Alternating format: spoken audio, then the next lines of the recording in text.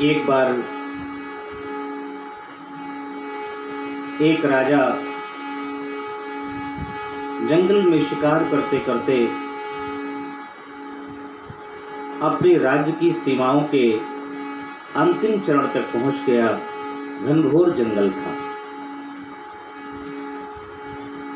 सुदूर तक पहुंच जाने के बाद वो सायंकाल रात्रिकाल के ओर आगे बढ़ने लगी। अंधेरा छाने लगा। राजा को रास्ता नहीं सुझाई पड़ा। उसी दूर जंगल में एक दीपक जलता हुआ दिखाई पड़ा। राजा उसी दीपक के सहारे एक झोपड़ी के पास पहुंचता है।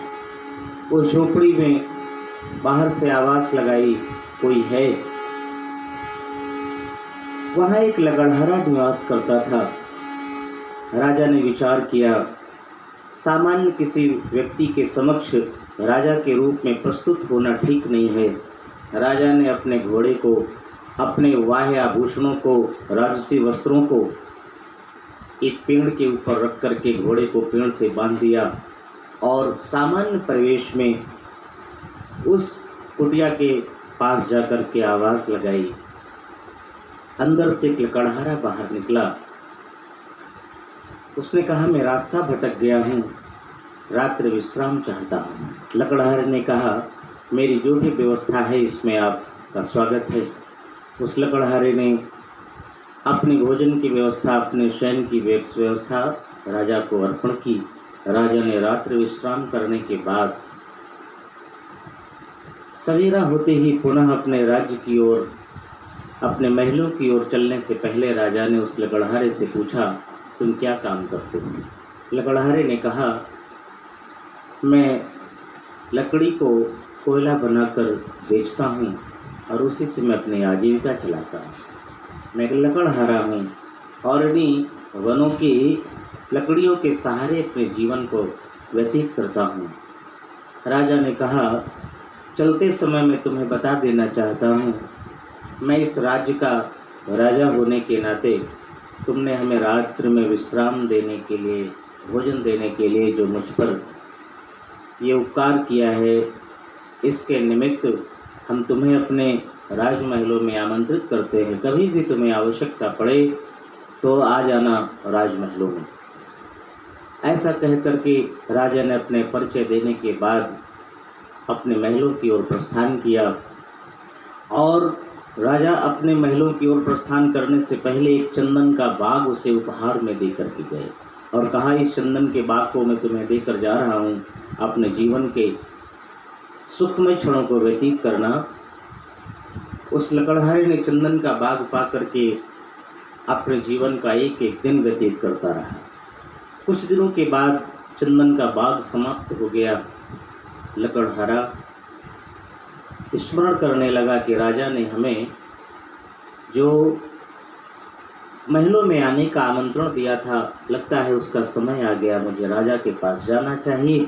राजा ने हमें आमंत्रित किया था, कहा था कि कभी विषम परिस्थितियों में आवश्यकता हो तो आना। आज मेरे पास कोई भी और संसाधन और कोई माध्यम नहीं है, इसलिए राजा के यहाँ चलना चाहिए। और ऐसा कह करके मन में विचार करके वो लकड़हारा राजमहलों की ओर प्रस्थान करता है। राज दरबार में पहुंचता है। सैनिकों ने कहा, किससे मिलना है? लकड़हारे ने कहा, राजा से मिलना है और केवल उन तक हमारा संदेशा पहुंचा दो। राजा तक संदेशा गया, कोई लकड़हारा आया है और आपसे मिलना चाहता है। राजा को स्मरण में आया कि हाँ, एक लकड़हारा जिससे मैं एक बार जंगल में मिला था, संभवतः वही होगा।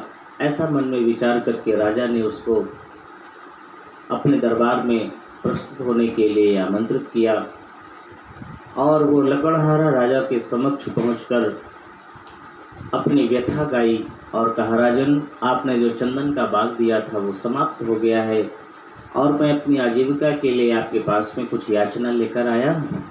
राजा ने कहा, हमने तुम्हें चंदन का बाग दिया था, क्या वो पूरा का पूरा बाग समाप्त हो गया? लकड़हारे ने कहा, हाँ। राजा ने कहा, इतना बड़ा चंदन का बाग, इतनी कीमत वाली लकड़ी और वो समाप्त हो गई, लेकिन तुम्हारे जीवन में कोई परिवर्तन नहीं हुआ, तुम ज्यों के त्यों हो और इतना बड़ा चंदन का बाग समाप्त हो गया। लकड़हारे ने कहा हाँ। राजा ने कहा ये बताओ तुम करते क्या हो उस लकड़ी का? उस लकड़हारे ने कहा मैं उस लकड़ी का कोयला बनाकर बेचता हूँ, और क्योंकि मुझे लगता है लकड़ी से कोयला अधिक महंगा होता है। ऐसा सोच करके मैं लकड़ी का कोयला बना करके उस चंदन की लकड़ी का कोयला बना कर बेचता रहा, और वो चंदन का बाग समाप्त हो गया। राजा ने माथा पीट लिया और कहा आज मुझे विश्वास हुआ है कि यदि व्यक्ति के जीवन में सद्बुद्धि न हो तो उसे बहुत बड़ी मिली हुई संपत्ति भी उसके बहुत समय तक काम आने वाली नहीं है। इसलिए राजा ने कहा एक बात बताओ, उस जंगल में कुछ लकड़ी बची है? उसने कहा हाँ, एक पेड़ की बिल्कुल ज़मीन के पास में बची हुई थोड़ी सी लकड़ी। राजा ने कहा जाओ आज उस लकड़ी को ही अपने आजीविका के लिए उसी को बाजार में बेच करके अपनी आजीविका चलाना। और राजा ने उसे यूं ही वापस भेज दिया। लकड़हारा वापस आया और बची हुई लकड़ी को, चंदन की लकड़ी को उसने थोड़ी सी निकाल करके और अपने कंधे पर रखा। समय कम था, कोयला नहीं बना सकता था, बाजार की ओर जाने लगा। वो चंदन की लकड़ी रखा हुआ व्यक्ति जिस रास्ते से निकलता, चंदन की महक फैलती जाती। बड़े बड़े सेठ साहूकारों के जब सामने से वो निकलती हुई लकड़ी, महकती हुई लकड़ी जा रही थी, तो लोगों ने देखा कि कोई व्यक्ति चंदन लेकर जा रहा। एक सेठ ने रोका और कहा ये बताओ इस लकड़ी को बेचना चाहते हो? उसने कहा हाँ। सेठ ने कहा क्या कीमत लोगे? उसने कहा जो आपकी इच्छा हो दे दीजिए। सेठ ने देखा चंदन की लकड़ी है।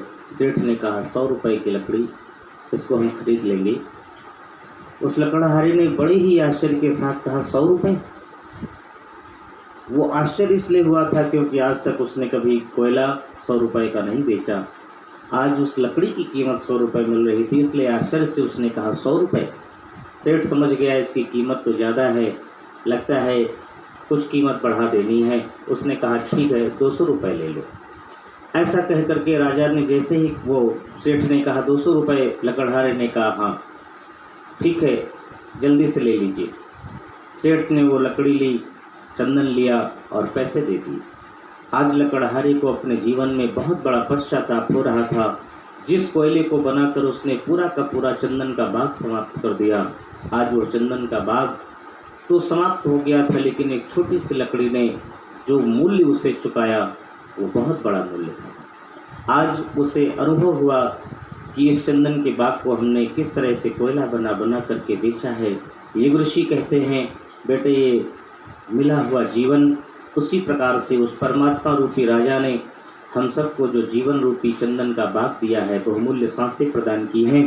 ये बहुमूल्य हैं, इनको ठीक से जिया जाए, इन जीवन को, इन सांसों को सार्थक किया जाए, और इस जीवन को जीने का जो ढंग है, जीवन जीने की जो कला है, वो हमें गुरु के द्वारा प्राप्त हो।